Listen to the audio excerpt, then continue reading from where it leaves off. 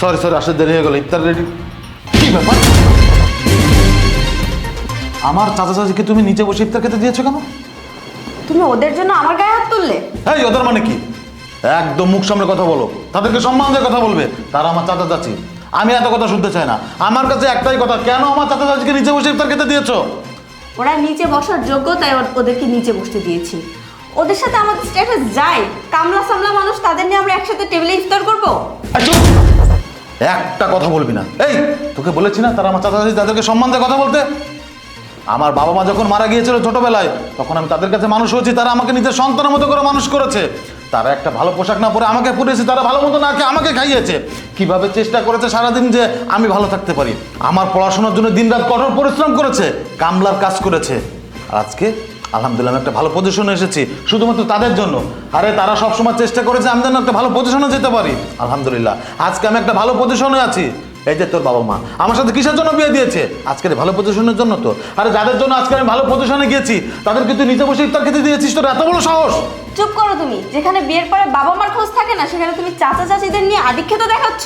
ভাইজান, আপু তো ঠিক কথা বলেছে। আপনারা এই বাড়িতে দাওয়াত করেছেন, আমরা ইফতারির জন্য এসেছি।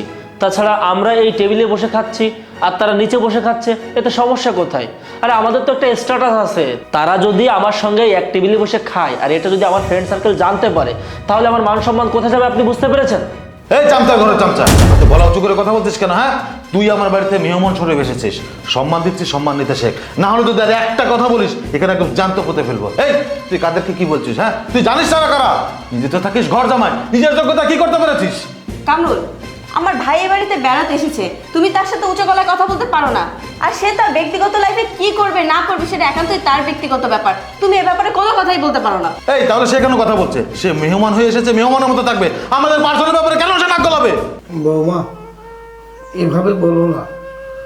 আমার ভাই ভাবি মারা যাওয়ার পরে তোমার এই চাচি শাশুড়ি ও কামরুলকে নিয়ে আমাদের বাড়িতে আসে, ওকে মায়ের স্নেহ আদর দিয়ে মানুষ করে, আর আমি বাবার ছায়া দিয়ে রাখি।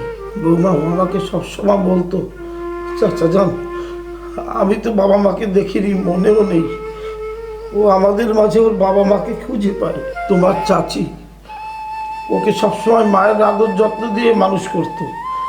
আর যদি ওর কোনো স্বাদ আল্লাহ থাকতো আমাকে বলতো, আমি সবসময় কামলার খেতে হলেও সেই স্বাদ আমি পূরণ করতাম।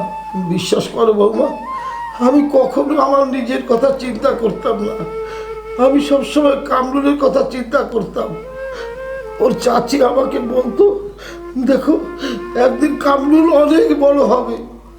তোমরা দাওয়াত করেছো, তাই গ্রাম থেকে রোজা রেখে অনেক কষ্ট করে তোমাদের বাড়ি ইফতারি করার জন্য ছুটে এসেছি। বিশ্বাস করো বৌমা, তোমরা আমাকে মাটিতে বসিয়ে যে ইফতারি করতে দিয়েছো এতেও কোনো দুঃখ নেই। তোমার ভাইদেরকে চেয়ার টেবিলে বসতে দিয়েছো তাতেও কোনো দুঃখ নেই। কিন্তু কামরুল আমার সন্তানের মতো, সে তোমার স্বামী, তার মুখে মুখে তর্ক করেছো, এটাই আমার কষ্ট। আমার ভাই ভাবি যখন বেঁচে ছিল আমাকে মানুষ করেছে, সন্তানের মতো দেখেছে। এমনকি আমার বয়স হয়েছে, আমাকে বিয়ে দিয়েছে, কিন্তু কখনো কোনো বাচ্চাও হয়নি। তারপর ভাই ভাবি যখন মারা গেলেন, তখন এই কামরুলের মুখের দিকে তাকিয়ে আমরা কোনোদিন বাচ্চা নেওয়ার চেষ্টাও করিনি। কারণ ওকে আমরা মানুষ করব, মানুষের মতো মানুষ করে তুলবো এই আশায়। বৌমা, তোমার কাছে ছোট্ট একটা আবদার। আমি তো কামরুলকে ছোটবেলা থেকেই চিনি।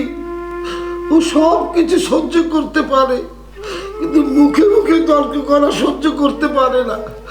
বলি কি বাবা, তুমি কখনো ওকে কষ্ট দিও না। হ্যাঁ ওগো, তুমি কি ছেলের বাড়িতে এই ফলনে বসে পেঁয়াজি আর মুড়ি দিয়ে ইফতারি করতে পারবে না?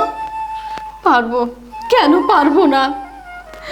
সন্তানরা ভালো থাকুক, এটাই তো আমরা চাই। পারবো। সন্তানরা যদি একটু খাবারও দেয়, সেটা আমরা খুব শান্তি ভরে খেতে পারবো। তুমি বসো। না চাচাম্মা, আপনারা কোনো নিচে বসে ইফতার করবেন, নিচে বসে যদি কারো ইফতার করতেই হয় তাহলে ও করবে, ওর পরিবারের লোকজন করবে। চাচা, এই বাড়িটা আমার নামে হতে পারে, কিন্তু এই বাড়ির আসল মালিক তো আপনারা। আপনারা আমার জন্য যা করেছেন তার ঋণ আমি কোনোদিনও শোধ করতে পারবো না। চাচা, আমি তো এই বাড়ির কামলা, আপনি হচ্ছেন এই বাড়ির রাজা, আর চাচি আম্মা হচ্ছে এই বাড়ির রানী, আর ও ওই বাড়ির চাকরানি। রাজা রানী এই বাড়িতে যা হুকুম করবে এই চাকরানিতে অক্ষর অক্ষরে পালন করবে। যদি পালন করতে না পারিস তাহলে আমার থেকে খারাপ, এই কামলার থেকে খারাপ কিন্তু কেউ হবে না। কি হলো, এখনো দাঁড়িয়ে আছিস কেন? বের হয়ে যা, না হলে কিন্তু ঘাড় ধাক্কাতে তোকে বাড়ি থেকে বের করে দিব। কামরুল, তুই কাকে বাড়ি থেকে বের করে দিচ্ছিস? তোকে কি আমরা এই শিক্ষা দিয়েছি? প্রয়োজনে তুই বাড়ি থেকে বেরিয়ে যা। দেখ বাবা, সন্তানরা ভুল করবে, আমরা তাদেরকে ক্ষমা করে দেব। আমার লক্ষ্মী মামনির প্রতি তুই কোনো অভিযোগ রাখিস না। দেখ, আজকে যদি আমার কোনো মেয়ে থাকতো, সে যদি ভুল করতো, তাহলে কি আমরা তাকে ক্ষমা করতাম না? কি হলো, এত কিছুর পরে দাঁড়িয়ে আছিস কেন? যা, চাচা চাচির কাছে ক্ষমা চা, যা। হ্যাঁ, আমার অনেক বড় ভুল হয়ে গেছে। মা, আপনি আমাকে ক্ষমা করে দিন। আমি যে অন্যায় করেছি তা ক্ষমার অযোগ্য। তবু আপনি তো মা, মায়ের তো কোনো জাত হয় না। আপনি যদি আমাকে ক্ষমা না করেন তাহলে আমি বেহেশত পাবো না। ওঠো মা, ওঠো ওঠো। এসো মা। দেখ কোটিপতির মেয়ে, দেখ, যাদেরকে জানা তাই বলে অপমান করেছিস, কামলা বলেছিস, নিচে বসে ইফতার খেতে দিয়েছিস, তাদের কাছে একটাবার ক্ষমা চাওয়া মাত্র তোকে ক্ষমা করে দিয়েছে। এখান থেকে শেখ, শেখ কিভাবে গরিবরা মানুষকে ক্ষমা করে দেয়, কিভাবে মিলেমিশে থাকে। আরে তুই যে একটু আগে কি বললি, আমার চাচা চাচিকে কামলা বলেছিস, গরিব বলেছিস, কৃষক বলেছিস। আরে তারা আছে বিধায় এখানে বসে দুবেলা দুমুঠো খেতে পারিস, না হলে ওই মাঠে গিয়ে তোদের কাজ করতে হতো। যাই হোক, এত কথা আমি কেন বলছি তোর সাথে? তোর সাথে কোনো কথা বলতে আমার ভালো লাগছে না। চাচা চাচি, তোমরা ইফতার করো, আমি বাইরে যাচ্ছি। কামরুল, একে রাগ দেখাবি না, বাড়ি থেকে এক পাও বাইরে দিবি না। দেখ, সারাদিন রোজা থেকে আর পারছি না। আয়, ইফতারির সময় সবাই একসঙ্গে বসে ইফতারি করবো। আয় বাবা। এসো বাবা, তুমিও আমাদের সঙ্গে ইফতারি করবে, এসো।